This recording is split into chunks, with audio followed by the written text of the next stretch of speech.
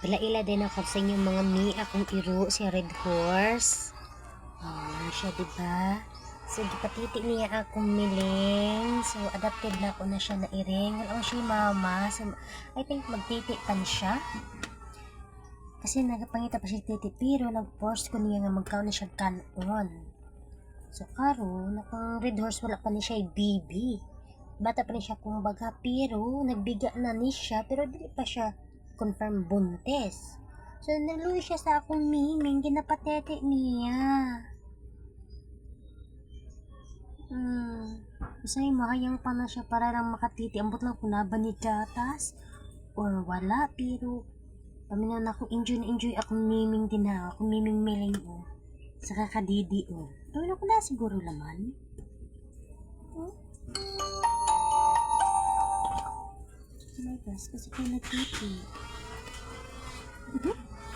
Thank you, Redwood. Yung mag-ipatiti. Ipatiti ni mo si Meleng kaya wala siya mama.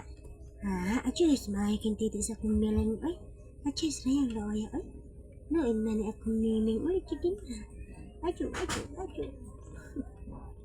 Arayang. Enjoying tayo na akong Meleng. Enjoy ang Meleng-ling at titi-titi.